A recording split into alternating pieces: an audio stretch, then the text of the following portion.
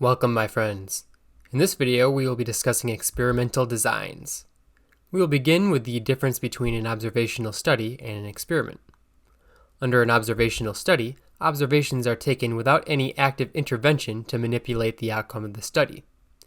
We might have data containing the lifespan of individuals based on how often they smoke.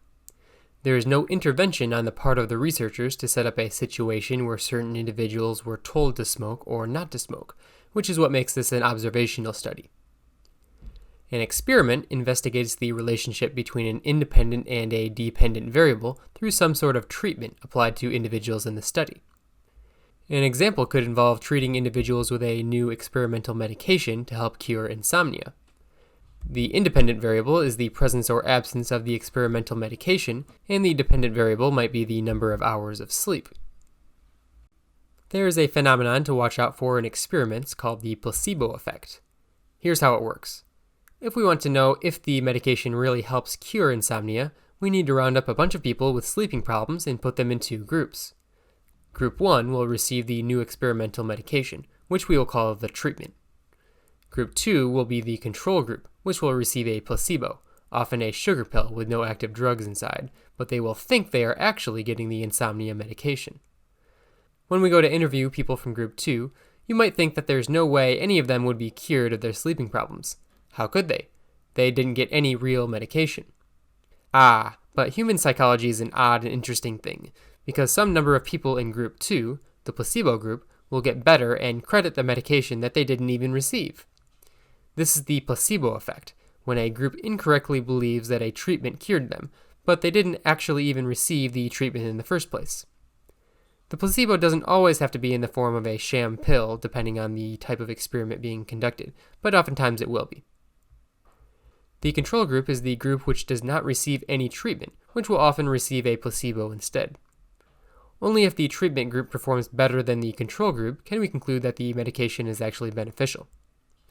To prevent bias in experiments, typically both the researchers involved in the study and the participants are unaware who is part of the treatment group and who is part of the control group.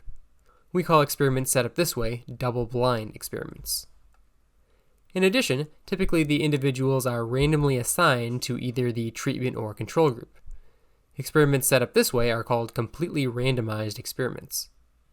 Ideally, the individuals in the treatment and control groups will have similar characteristics. Let's look at an example of an experiment relating to psychology rather than medicine. 48 members of the psychology division at the University of Newcastle had the option to pay for beverages provided to them through the means of a so-called honesty box. The box had been around for years before the study took place and listed suggested prices for coffee, tea, and milk. The individuals in the study didn't have to pay into the honesty box if they didn't want to, but all of them knew that they were supposed to.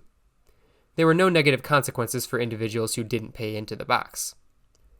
The study wanted to test if subtle cues of being watched would influence generosity or obedience. Over the time span of 10 weeks, a banner was placed in the kitchen above the honesty box. Each week, the banner would switch between flowers and a pair of eyes. The eyes represent a subtle cue of being watched. None of the members in the psychology department had any knowledge that the study was taking place. Each week, the total amount of money left in the honesty box was recorded. On average, participants paid about 2.76 times more into the box in the weeks when eyes were displayed on the banner than when flowers were displayed on the banner. Based on this study, it appears that the existence of eyes does have an effect on the generosity of contributions to the honesty box. Alright, now that we have described the experiment, let's try to apply some of the terms we have discussed. First, is there an independent and dependent variable? Yes, the independent variable is the image displayed on the banner, either flowers or eyes, and the dependent variable is the amount of money collected in the honesty box. Is there a treatment and control group?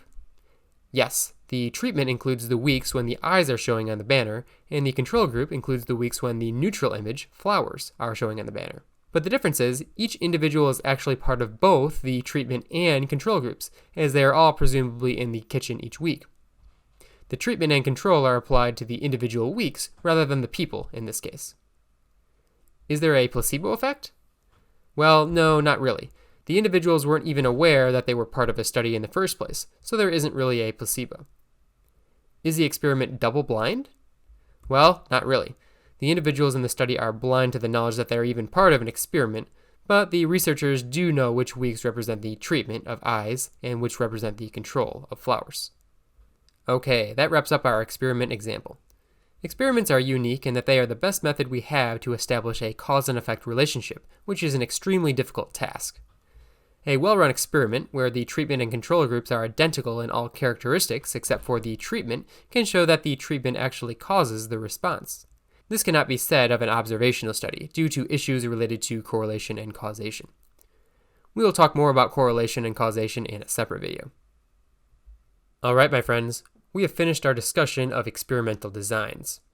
We will be exploring many more fun and exciting statistical topics that you won't want to miss, so make sure to check out our other videos.